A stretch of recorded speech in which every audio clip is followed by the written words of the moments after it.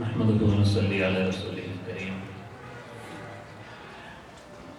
أما بعد قال الله تعالى ما كان محمد أبا أحد من رجالكم ولكن رسول الله وخاتم النبيين وكان الله بكل شيء عليما وقال الله تعالى لقد كان لكم في رسول الله أسوة حسنة وقال النبي صلى الله عليه وسلم أنا خاتم النبيين لا نبي بعدي صدق الله العظيم وصدق رسوله النبي الكريم.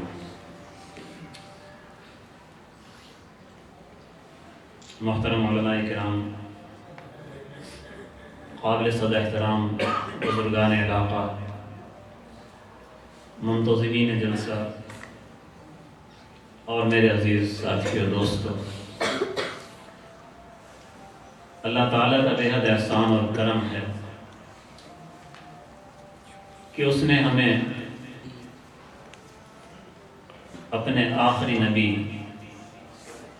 حضرت محمد مصطفیٰ صلی اللہ علیہ وآلہ وسلم کی امت میں پیدا فرمایا. یہ بذات خود بہت عظیم اعزاز ہے. کاش کہ ہم اس اعزاز کو پہچانے، اس کی قدر کریں.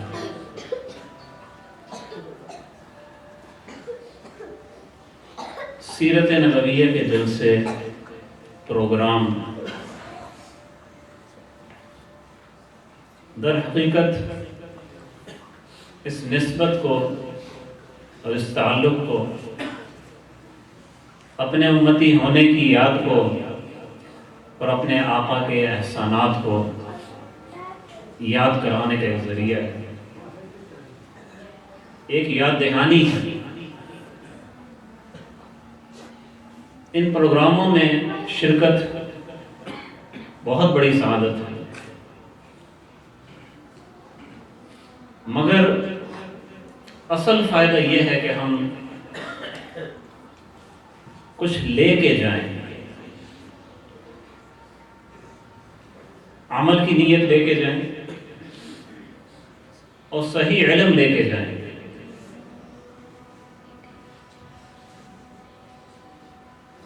آج زمانے کی ریت ایسی بن گئی ہے کہ ایسے پروگراموں کو بھی ہم لوگوں نے شاید ایک رسم ہی سمجھ لیا ہے، کیونکہ شرکت کے بعد اگر ہم سے پوچھا جائے کہ آپ نے کیا سیکھا وہاں پہ، کیا حاصل کر کے آئے، تو شاید ہمیں کچھ بھی یاد نہ ہو. بہت سے بہت یہی یاد ہوتا ہے کہ فلاں مولانا نے بہت اچھی تقریر کی، یا فلاں نے ایسے ہی بس ہمارا ٹائم ضائع کیا، مزہ نہیں آیا، چس نہیں آئی. اتنا ہی ہوتا ہے. یا تو کسی کو نمبر دے دیتے ہیں یا کسی کا نمبر گھٹا دیتے ہیں. اصل سوال تو یہ ہے کہ ہم کیا لے کے آئے، کچھ سمجھا بھی کہ ہم نے نہیں سمجھا. تو اسی لیے میں اپنے ساتھیوں سے عرض کرتا ہوں کہ دیکھیں، ایسے پروگرام سال میں ایک بار کرنا کافی نہیں، بالکل کافی نہیں.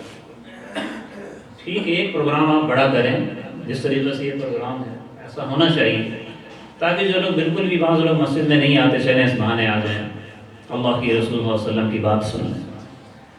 لیکن ایسے پروگرام سیرت ہی کے عنوان سے بکثرت ہونے چاہیے، ہفتہ واری یا ماہانہ بنیادوں پر ہونے چاہیے. اور جس طریقے سے ایک طالب علم سیکھتا ہے، سبق سیکھتا ہے، ہم وہاں سے سیرت کے بارے میں صحیح علم لے کے جائیں. صحیح علم ہوتا ہے تو اسی پر عمل ہوتا ہے نا. اگر علم ہی ہمارا غلط ہے یا ہے ہی نہیں، جہالت ہے، تو بتائیں عمل کیا ہوگا. اچھا، بہت سی چیزیں ایسی ہیں کہ ان کا تعلق خالص اعتقاد کے ساتھ ہوتا ہے. کتنی چیزیں ایسی ہیں کہ وہاں پر بھی ہم ٹھوکر کھائے. یہ تو ماشاءاللہ گاؤں ہے، میں ایک شہر میں بیان کر رہا تھا، تو بات کرتے کرتے میں نے ایسے ہی پوچھ لیا، میں نے کہا خلفائے راشدین کون کون ہیں؟ میں نے اس بات کی خلفائے راشدین کی کہ نبی کے 4 یار حضرات خلفائے راشدین، نام جانتے ہیں نا کون کون؟ تو میں نے کہا جس کو نام آتے ہیں ہاتھ کھڑا کرے. تو کچھ تبلیغی حضرات تھے، انہوں نے ہاتھ کھڑا کیا. اس مسجد کی اذان تبلیغی حضرات تھے، انہوں نے ہاتھ کھڑے کیے. تو میں نے کہا تو آپ تو ماشاءاللہ ساری زندگی تبلیغ میں لگے ہوئے ہیں، بیانات میں جاتے ہیں، آپ کو نہیں پتا ہو تو پھر تو قیامت ہی آ جانی ہے. میں آپ کے علاوہ ساتھیوں کی بات کر رہا ہوں. ایک دو مدرسے کے طلبہ نے بھی ہاتھ کھڑے کیے، میں نے آپ نہیں. آپ کو چھوڑ کے باقی حضرات بتائیں پورے مجمع میں جو شہر کا مجمع ہے مشکل سے 1-2 نوجوان تھے جن کو خلفائے راشدین کے نام پتا تھے. کسی کو نام نہیں پتا خلفائے راشدین. اب یہ ایسی چیزیں ہیں سیرت نبویہ سے متعلق اور سیرت صحابہ سے متعلق کہ جن کا جاننا ضروری ہے. علماء کرام نے لکھا ہے کہ حضور اکرم صلی اللہ علیہ وآلہ وسلم کی سیرت کا مختصر علم یہ فرض عین ہے. فرض عین ہے. مختصر سے مراد یہ ہے کہ اتنا پتہ ہو کہ حضرت محمد صلی اللہ علیہ وآلہ وسلم وہ عبداللہ کے بیٹے تھے، آمنہ کے لال تھے، عبد المطلب کے بیٹے تھے، پوتے تھے. مکہ معظمہ میں آپ پیدا ہوئے، ہجرت کر کے مدینہ گئے، مدینہ میں آپ نے پردہ دنیا سے فرمایا، وہیں آپ کا روزہ اطہر ہے. اتنی بنیادی بیسک چیزیں تو فرض عین ہے. علماء نے یہاں تک لکھا ہے کہ اگر کسی شخص سے پوچھا جائے کوئی کلمہ پڑھتے ہو، جی ہاں لا الہ الا اللہ محمد رسول اللہ. اب یہ محمد رسول اللہ، یہ محمد اللہ کے رسول، یہ کون محمد ہے؟ وہ کہے میں تو نہیں جانتا. وہ مسلمان نہیں ہے، کلمہ پڑھنے کے باوجود مسلمان نہیں ہے، کیونکہ محمد کو جانتے ہی نہیں. اسے کوئی بھی کہے کہ بھائی ایسے کون سا محمد، یہ جو بندہ کھڑا ہے اس کا نام محمد ہے، یہ محمد رسول اللہ کہنا، یہ بھی ہو سکتا ہے. اور کوئی قادیانی آ کے کہے کہ وہ جو غلام احمد تھا، احمد اس کا بھی نام تھا، کیا وہ ہوگا؟ کیا پتا وہی ہو. مجھے تو اتنا پتا ہے کہ یہ محمد. تو اتنی جہالت تو کفر ہے. اور اتنا علم کہ نبی پاک صلی اللہ علیہ وآلہ وسلم کے فضائل، مناقب، مختصر تعارف ذہن کے اندر بیٹھا ہوا عقیدے کی طرف، یہ فرض ہے. تو یہ تو فرضیت کی بات ہوئی، فرض عین ہونے کی بات ہوئی، تو ایمان کی بات ہوئی. اور اس کے ساتھ یہ کہ حضرت محمد صلی اللہ علیہ وسلم جن کا یہ تعارف ہے، جن کا یہ نسب ہے، جن کا یہ حسب ہے، وہ اللہ کے آخری نبی ہیں، خاتم النبیین ہیں. ان کے بعد کوئی نبی نہیں آئے گا. فرض عین ہے، ایمانیات کے میں داخل. اگر ایک آدمی کہتا ہے کہ ہاں مجھے پتہ ہے محمد صلی اللہ علیہ وسلم ہمارے نبی تھے، میں مانتا ہوں محمد رسول اللہ، کچھ تعارف بھی بیان کر دیتا ہے، لیکن وہ آخری نبی تھے یا نہیں مجھے نہیں پتا اس کا. یعنی عقیدہ ختم نبوت نہیں ہے، خاتم النبیین کو نہیں مانتا، وہی مسلمان نہیں. یہ چیزیں سمجھنے کے لیے، ان کی یاد دہانی کے لیے، ان کا مذاکرہ کرنے کے لیے باقاعدہ فکری نظریاتی محنت بہت ضروری ہے، اور مضبوط بنیادوں کے اوپر. آج ہی ہمارا مجمع بیٹھا ہے اور وقت مختصر ہے، تھوڑی دیر میں نماز کا ٹائم ہوگا، اذانیں ہو رہی ہیں، پھر پروگرام میں اور ماشاءاللہ حضرات علماء کرام تشریف لائیں گے، مہمان خصوصی ان کا بیان ہوگا. لیکن میں چند چیزیں آپ سے عرض کرتا ہوں. ہم حضور اکرم صلی اللہ علیہ وسلم کی سیرت کو ذرا سمجھیں، ذرا جانیں، مختصر بالکل چند منٹ میں انشاءاللہ. حضور اکرم صلی اللہ علیہ وآلہ وسلم کی عمر مبارک 63 سال ہے. ایسا ہے 63 سال عمر شریف. اس 63 سال میں 53 سال وہ مکی زندگی ہے. کتنے سال؟ 53. 10 سال مدنی زندگی ہے. 10 سال مدنی زندگی ہے۔ بنیادی طور پہ نبی پاک صلی اللہ علیہ وسلم کی حیات کو ان 2 حصوں میں تقسیم کیا جاتا ہے۔ پھر مکی زندگی جو ہے اس میں 2 حصے ہیں، ایک ہے بعثت سے پہلے کا، ایک ہے بعثت کے بعد کا۔ یعنی بعثت سے پہلے کے 53 جو سال ہیں ان میں بعثت سے پہلے کے سال ہیں 40۔ کتنے سال ہیں؟ 40۔ اور بعثت کے بعد کے ہیں 13۔ کتنے ہو گئے؟ 53 سال ہو گئے۔ نبی اکرم صلی اللہ علیہ وآلہ وسلم جب 40 برس کے ہوئے تو اللہ تعالیٰ نے تاج نبوت سر پر رکھا، اور ساری دنیا کی ہدایت اور رہنمائی تا قیامت یہ آپ کی ذمہ داری ہے۔ پہلی وحی نازل ہوئی اقرأ بسم ربک الذی خلق، کام شروع۔ اور حضور اکرم صلی اللہ علیہ وسلم کو بخوبی اندازہ تھا کہ کتنا بھاری کام ہے، کتنی بڑی ذمہ داری ہے۔ تو آپ جب گھر تشریف لائے تو ام المؤمنین سیدہ خدیجہ رضی اللہ تعالیٰ عنہ سے کہا کہ مجھے خوف ہے کہ میری جان چلی جائے گی، اتنا بھاری بوجھ ہے، وحی کا بوجھ ہے۔ تو انہوں نے فرمایا کہ اللہ تعالیٰ آپ کو ضائع نہیں کرے گا، اللہ تعالیٰ آپ کو ضائع نہیں کرے گا۔ پھر آپ کی کچھ خصائل بیان کیے، تقر الضیف، مہمان نوازی کرتے ہیں، تکسب المعدوم، آپ جس کے پاس کچھ نہیں ہوتا اسے کما کر آپ دیتے ہیں، وتحمل الکلب، آپ دوسروں کا بوجھ اٹھاتے ہیں، وتعین علی نوائب الحق، اور حق بات میں آپ مصیبت زدوں کا ساتھ دیتے ہیں۔ یہ حضور اکرم صلی اللہ علیہ وسلم کی وہ 40 سال زندگی کا خلاصہ بیان کر دیا جو بعثت سے پہلے کا ہے۔ جب ہم سیرت پڑھتے ہیں تو بہت سے لوگ بعثت سے پہلے والی زندگی کو نظر انداز کر دیتے ہیں، جیسے وہ سیرت میں ہے ہی نہیں۔ حالانکہ وہ 40 سال جو آقا صلی اللہ علیہ وسلم کا جو کردار تھا، جو کریکٹر تھا، بعد میں اسلام کی جو دعوت لگی ہے اس دعوت کی کامیابی میں ان 40 سالوں کا بہت زیادہ دخل ہے۔ نبی پاک صلی اللہ علیہ وسلم کی آپ پہلی زندگی کو آپ دیکھ لیں، کتنی پاک زندگی تھی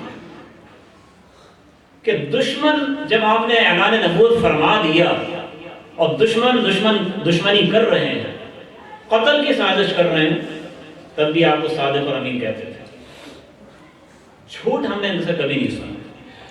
قیصر کے دربار میں حضرت ابو سفیان جو بھی مسلمان نہیں ہوئے، بلکہ اس زمانے میں اسلام سے مسلمانوں سے زبردست جنگیں چل رہی تھیں، اس زمانے میں وہ قیصر کے دربار میں شام گئے تو قیصر کے پاس اسی وقت نبی صلی اللہ علیہ وسلم کا خط آیا تھا مکتوب، اسلام لانے کی دعوت، اسلم تسلم، اسلام لیا سلامت رہے۔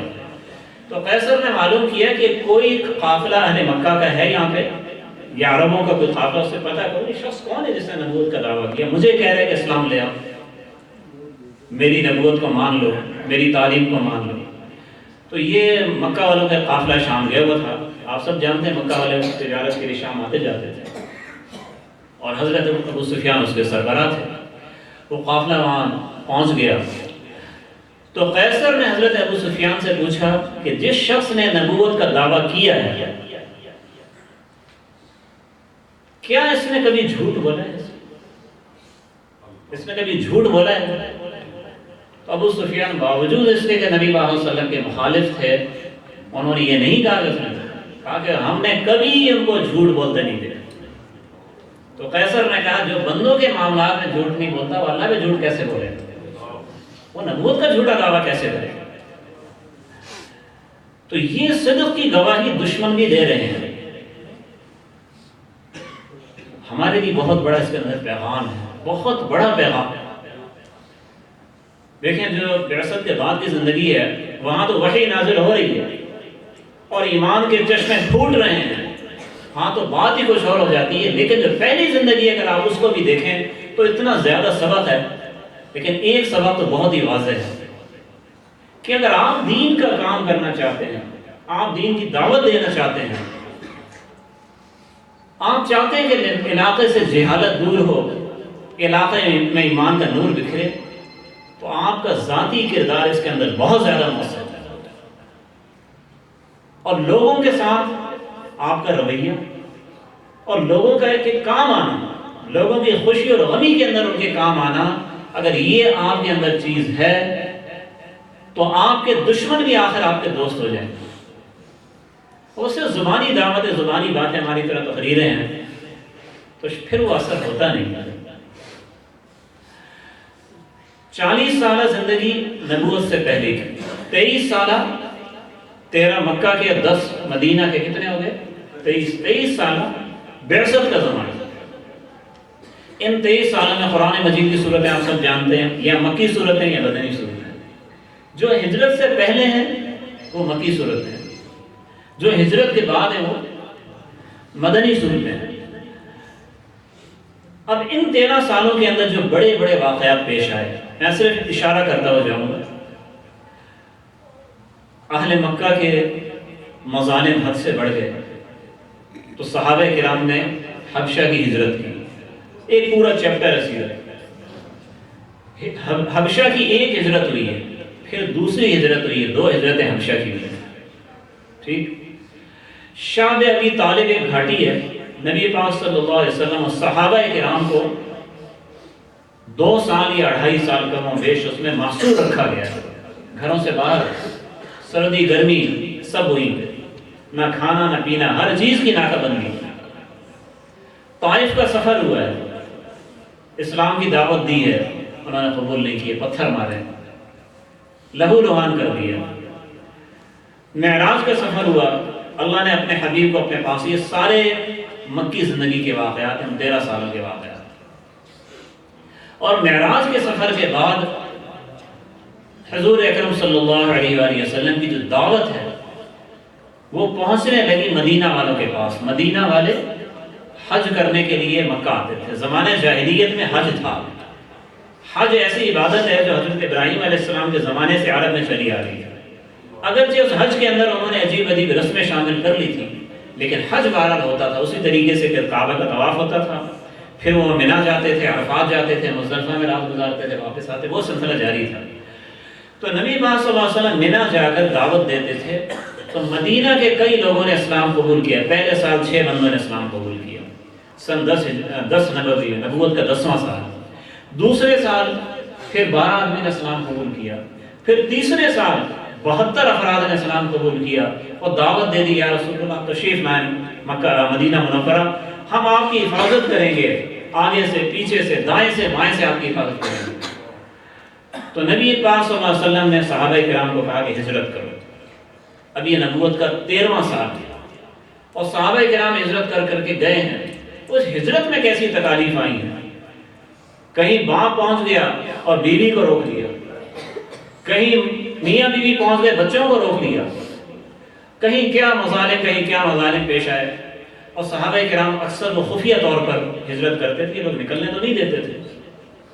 ہاں صرف ایک حضرت عمر تھے کہ جنہوں نے اعلانیہ ہجرت کی ہے، بلکہ تلوار لے کے کافروں کے ایک جتھے کے پاس جا کے کہہ دیا کہ جس نے بیوی کو بیوہ کرنا ہے روک لے مجھے، جس نے بچوں کو یتیم کرنا ہے روک لے مجھے، اس راستے سے جا رہا ہوں مکہ کے باہر آ کے روک لے مجھے۔ اور اعلان کر کے تشریف لے گئے، کسی کو ہمت نہیں ہوئی، کیونکہ عمر کے نام سے بھی شیطان ڈرتا ہے، بھاگتا ہے، ماشاءاللہ، صحیح کہا۔ تو حضرت عمر رضی اللہ عنہ ہجرت فرمائی۔ آخر میں حضور اکرم صلی اللہ علیہ وآلہ وسلم اور حضرت صدیق اکبر، جنہیں اللہ نے غار کا ساتھی بنایا، اذ ہما فی الغار ثانی اثنین، 2 میں سے دوسرا وہ کون ہے؟ حضرت ابو بکر، ان کے ساتھ ہجرت ہوئی، مدینہ پہنچ گئے۔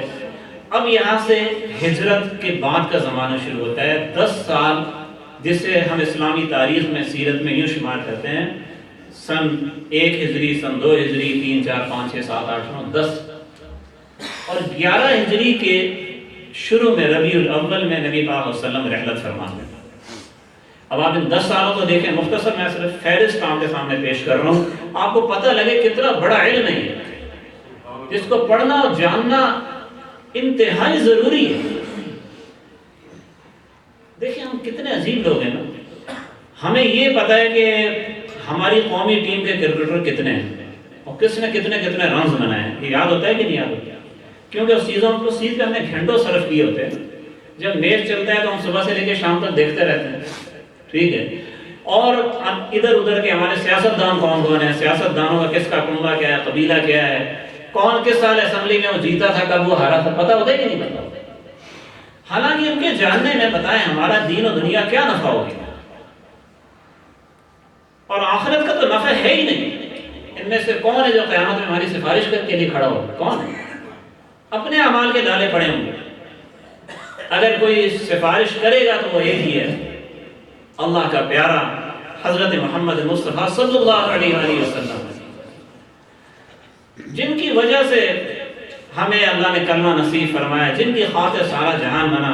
ماشاءاللہ بھائی نے بہت ہی عمدہ طریقے سے اشعار کے اندر وہ ساری سیرت کا خلاصہ بیان کر دیا آپ کو۔ ان کی سیرت کو ہم پڑھتے نہیں ہیں، ناول پڑھتے ہیں، کہانیاں پڑھتے ہیں، اخبار پڑھتے ہیں۔ خدا کے بندوں کا روزانہ آپ سیرت کا ایک صفحہ پڑھ دو، ایک صفحہ گھر میں بیٹھ کے رات کو سونے سے پہلے، انشاءاللہ تعالیٰ آپ کو ایسا نور آپ کے اندر آئے گا کہ آپ خود کہو گے کہ یار ہم نے پہلے کیوں نہیں پڑھا۔ علماء نے اتنی اچھی اچھی کتابیں لکھ دی ہر زبان میں۔ آپ کی اردو زبان کی اگر ہم بات کریں تو مولانا سید سلمان ندوی رحمۃ اللہ علیہ کی مختصر سیرت بھی ہے بچوں کے لیے، رحمت عالم کے نام سے۔ مولانا سید ابو الحسن علی ندوی نبی رحمت درمیانی سیرت ہے، تقریباً 405 صفحات۔ مولانا ادریس میرٹھی رحمۃ اللہ علیہ بڑی سیرت لکھی ہے، سیرت مصطفیٰ۔ علامہ شبلی نعمانی سیرت نبی، کتنی کتابیں موجود ہیں۔ آپ ساری زندگی آپ پڑھتے رہیں، آپ کے علم میں اضافہ ہوتا رہے۔ تو 10 سال جو ہجرت کے بعد کے ہیں، پہلے سال کیا ہوا؟ نبی پاک صلی اللہ علیہ وسلم نے جاتی مسجد نبوی تعمیر کرائی۔ اسلام کا مرکز سب سے پہلی چیز کیا ہے؟ مسجد کی تعمیر۔ ہر چیز کا مرکز ہے، عبادت کا مرکز ہے، تعلیم کا مرکز ہے، ذکر کا مرکز ہے، دعوت کے لیے جماعتوں کا مرکز ہے، اور اللہ کے راستے میں جہاد کے لیے لشکروں کی روانگی کا مرکز بھی وہی ہے، سیاست کا مرکز بھی وہی ہے، امامت کا مرکز بھی وہی ہے۔ مسجد نبوی تعمیر ہوئی۔ سن 2 ہجری میں پہلا جہاد ہوا، غزوہ بدر۔ اللہ تعالیٰ نے فتح نصیب فرمائی، 313 مسلمان اور 1000 کافر شکست فاش کھا کے قیدی بنے ہیں اور قتل ہوئے ہیں۔ 70 قیدی بنے، 70 قتل ہوئے، صف ماتم بچھ گئی مکہ میں۔ سن 2 ہجری۔ اچھا یہ مہینہ کون سا تھا غزوہ بدر کا؟ غزوہ بدر کا مہینہ معلوم ہے کسی کو؟ ماہ رمضان۔ ماہ رمضان میں غزوہ بدر میں 17 تاریخ کو ہے۔ دوسرے سال غزوہ احد ہوا ہے شوال کے مہینے میں، اور مسلمان جنگ جیت چکے تھے، مگر اپنی غلطی کی وجہ سے پھر میدان میں شکست ہو گئی اور 70 مسلمان یہاں شہید ہوئے۔ تیسری لڑائی پھر 1 سال بیچ میں چھوٹا ہے، سن 4 ہجری کو چھوڑ کے 5 پہ آپ جاتے ہیں۔ سن 5 ہجری میں غزوہ خندق ہوا ہے کہ 10,000 کے لشکر نے، صرف مکہ والے نہیں تھے، بہت سارے قبیلوں کے، پورے عرب کی طاقت نے آ کے مدینہ کو گھیر لیا، اور نبی پاک صلی اللہ علیہ وسلم نے سلمان فارسی کے مشورے سے خندق بنا کر مقابلہ کیا ہے، اور کئی ہفتوں تک وہ اس طریقے کی محصورانہ لڑائی سے، مورچہ بند لڑائی کہتے ہیں وہی ہے۔ اور پھر اللہ نے اپنی مدد نازل فرمائی، موسم سخت ہو گیا، آندھی آئی، سردی بڑھ گئی، دشمن کا مال و اسباب تباہ ہونے لگا، اور ناکام ہو کے واپس چلے گئے۔ نبی صلی اللہ علیہ وسلم نے فرما دیا اس کے بعد وہ حملہ نہیں کریں گے، آئندہ حملہ ہم کریں گے، اور ایسا ہی اس کے بعد مکہ کے کوئی کافر مدینہ پہ حملہ نہیں کر سکتے۔ آگے چلے، سن 6 ہجری میں نبی پاک صلی اللہ علیہ وسلم عمرے کی نیت سے مکہ تشریف لے گئے، قریب پہنچ گئے، لیکن اہل مکہ نے آپ کو روک دیا، مکہ نہیں جا سکتے۔ آپ نے فرمایا عمرہ کرنے کے لیے آئیں، نہیں عمرہ نہیں کر سکتے۔ 1400 صحابہ آپ کے ساتھ تھے، یہی وہ موقع تھا جب حضرت عثمان رضی اللہ تعالیٰ جو سفیر بن کے گئے تھے، ان کو روک لیا انہوں نے۔ تو نبی پاک صلی اللہ علیہ وسلم نے ان کے خون پر بیعت لی، موت کی بیعت لی صحابہ کرام سے۔ تو اللہ تعالیٰ نے فرمایا لقد رضی اللہ عن المؤمنین اذ یبایعونک تحت الشجرہ، اللہ ان ایمان والوں سے راضی ہو گیا کہ جنہوں نے آپ کے ہاتھ پر اس درخت کے نیچے بیعت کی۔ اور اللہ جن سے راضی ہو گیا، اللہ جن سے راضی ہو گیا، اپنے علم کامل کی بنا پہ راضی ہوا۔ اللہ کے علم سے کوئی چیز چھپی ہوئی نہیں ہے، ماضی حال مستقبل اللہ کے سامنے یکساں ہیں۔ تو جن سے اللہ راضی ہوا ان میں حضرت ابو بکر بھی ہیں، حضرت عمر بھی ہیں، حضرت علی بھی ہیں، عشرہ مبشرہ کے تمام حضرات ہیں۔ اور حضرت عثمان اگرچہ بیعت کرنے والوں میں اس وقت نہیں تھے، وہ تو قید تھے، انہی کے لیے بیعت کی جا رہی تھی، تو نبی پاک صلی اللہ علیہ وسلم نے اپنا ایک ہاتھ رکھ کے یوں کہا کہ یہ عثمان کی بیعت ہے۔ تو جن کے دلوں کو اللہ نے جانچا اور فرمایا اولئک الذین امتحن اللہ قلوبہم بالتقوی، رضا کا اعلان کیا، کوئی کہے کہ نہیں ان میں تو بعض منافق تھے جو نبی صلی اللہ علیہ وسلم کے ساتھ ایسے ہی چلے گئے تھے، تو یہ اعتراض صحابہ پر نہیں ہے، یہ اعتراض اللہ پر ہے کہ اللہ کا علم کامل نہیں، اللہ راضی ہو گیا۔ یہ 1400 صحابہ جو ہے نا، یہ پھر باقی سب صحابہ سے افضل ہیں، صحابہ کے اندر ہی مراتب ہیں مستقل، پھر ایک پورے دن کی 1.5 گھنٹے کی بات ہے کہ اس میں خلفۂ راشدین ہیں، عشرہ مبشرہ ہیں، اصحاب بدر ہیں، بیعت رضوان والے ہیں، یہ ساری پھر سمجھنے کی، خیر ہم آگے چلتے ہیں۔ اس میں معاہدہ ہوا، معاہدہ یہ ہوا کہ 10 سال تک جنگ آپس میں نہیں ہوگی، اگلے سال آپ آ کے عمرہ کر لیں۔ اگلے سال سن 7 ہجری میں نبی صلی اللہ علیہ وسلم نے آ کے عمرہ کیا، مکہ معظمہ میں عمرہ کر کے واپس تشریف لے گئے۔ خیبر آپ نے فتح کیا، یہودیوں کا بہت بڑا علاقہ تھا، اس کو فتح کیا۔ اسی سال پھر پہلی جنگ ہوئی جو عرب سے باہر تھی، موتا کی لڑائی، جس میں قیصر کے لشکر کو 3 لاکھ کے لشکر کو 3000 مسلمانوں نے شکست دی، اس کو پیچھے کر دیا۔ حضرت زید بن حارثہ شہید ہوئے، یہ واقعہ فضائل اعمال کے اندر بھی آپ حضرات سنتے ہیں، پہلے وہ شہید ہوئے، پھر حضرت جعفر شہید ہوئے، پھر عبداللہ بن رواحہ شہید ہوئے، تینوں سپہ سالار شہید ہو گئے جنہیں نبی صلی اللہ علیہ وسلم نے متعین کیا تھا۔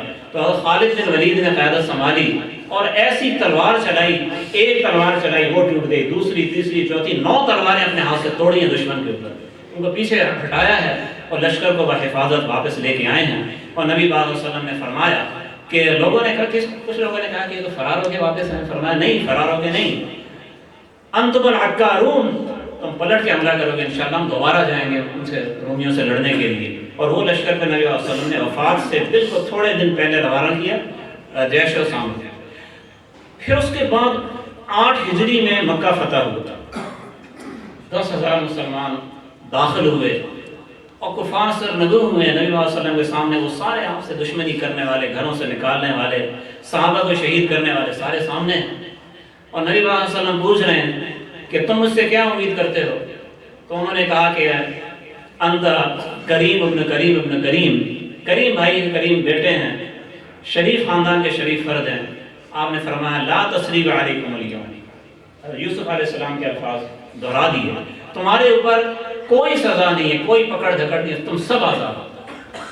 اور اس سلوک کو دیکھ کے مکہ والے سارے کے سارے مسلمان ہو گئے، کوئی اسی ٹائم مسلمان ہو گئے، کوئی چند دن کے بعد مسلمان ہو گئے، پورے عرب میں اللہ کا دین پھیل گیا۔ اور سن 9 ہجری میں نبی صلی اللہ علیہ وسلم تبوک کے لیے گئے، جو بڑی وہاں پہ جا کے بڑا لشکر گیا، سب سے بڑا لشکر جو گیا ہے وہ تبوک کی لڑائی میں گیا ہے۔ آخری حج کیا سن 10 ہجری میں، اور اس کے بعد نبی صلی اللہ علیہ وسلم واپس آئے۔ تو پھر سن 11 ہجری شروع ہوا، آپ کی بیماری کے ایام شروع ہو گئے، اور آپ نے تبوک کی لڑائی سے جب واپس آئے تھے تو وہاں جنگ نہیں ہوئی تھی، صرف دشمن پہ دہشت بیٹھ گئی تھی، دشمن سامنے نہیں آیا تھا۔ تو آپ صلی اللہ علیہ وسلم نے یہ چاہا کہ دشمن کے علاقے کے اندر ان کے شہروں کو فتح کریں، تو اسامہ رضی اللہ تعالیٰ عنہ کو لشکر بنا کے آپ نے کہا کہ تم روانہ ہو جاؤ۔ اور ربیع الاول میں، یہ سفر میں بیماری شروع ہوئی ہے، اور ربیع الاول کے پہلے عشرے میں، یا 12 ربیع الاول یہ بھی ایک قول ہے، اور 9 ربیع الاول کا قول بھی ہے، 8 کا بھی ہے، 2 کا بھی ہے، کئی اقوال موجود ہیں۔ بہرحال اکثر علماء نے 12 ربیع الاول کا قول کہا ہے، وفات شریف کا۔ تو یہ وہ دن تھا کہ نبی پاک صلی اللہ علیہ وسلم نے فجر کی نماز جب صحابہ کرام مسجد نبی میں ادا کر رہے تھے، اور نبی صلی اللہ علیہ وسلم بیماری کی وجہ سے مسجد میں تشریف نہیں لا سکتے تھے، تو آپ نے حجرہ مبارکہ کا پردہ اٹھایا۔ یہ مسجد نبوی ہے، یہ اس طرف محراب ہے، حجرہ اس طرف ہے، اسی میں ایک پردہ تھا جہاں سے آپ وسلم اندر مسجد نبوی میں دیکھ سکتے تھے، اور آپ کا بستر اس کے ساتھ ہی لگا تھا۔ تو آپ نے جب وہ پردہ اٹھایا تو صحابہ کرام کی صفیں لگی ہیں، آپ وسلم کو نظر آ رہی ہیں، اور آپ صلی اللہ علیہ وسلم کا یہ دیکھنا صحابہ کرام کو محسوس ہو گیا، حالانکہ نماز پڑھ رہے تھے، کہ نبی پاک صلی اللہ علیہ وسلم ہمیں دیکھ رہے ہیں، نگاہیں نیچے ہیں، لیکن آقا کی نگاہوں کا اثر و تاثیر محسوس ہو رہی ہے۔ تو روایت میں آتا ہے کہ صحابہ کرام نے کہا کہ قریب تھا کہ ہماری نماز ٹوٹ جاتی، یعنی بےتاب ہو کے اپنے آقا کی طرف متوجہ ہو جاتے کہ کتنے دنوں بعد آدمی کار ہو رہا ہے، تو نبی پاک صلی اللہ علیہ وسلم نے ایسے ہاتھ سے اشارہ کیا اور آپ مسکرائے.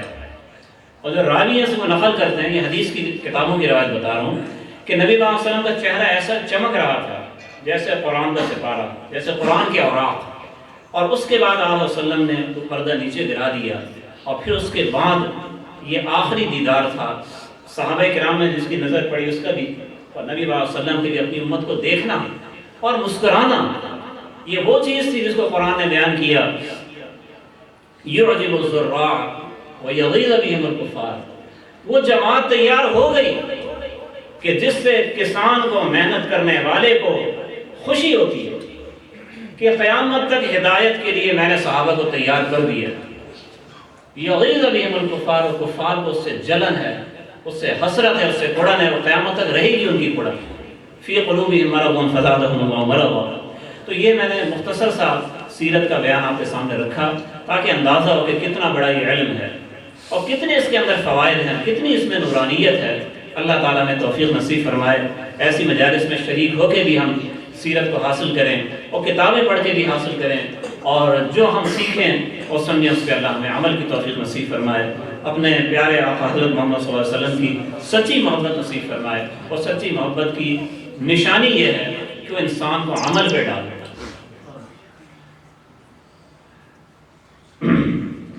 ہمارے حضرت، ہمارے شیخ حضرت مولانا مدنی صاحب رحمۃ اللہ علیہ فرماتے ہیں، آخری بات کر کے ختم کرتا ہوں، دل میں تیرے حضور ہوں، دل میں تیرے حضور ہوں، سرخم تیرا ضرور ہو. اگر تیرے دل میں حضور وسلم بستے ہیں نا تو عقیدت سے اور ندامت سے، نبی کی عقیدت اور اپنے اعمال کی ندامت، سرخم تیرا ضرور ہو. وہ عشق عشق ہی نہیں جس کا نہ کچھ ضرور. وآخر دعوانا الحمدللہ.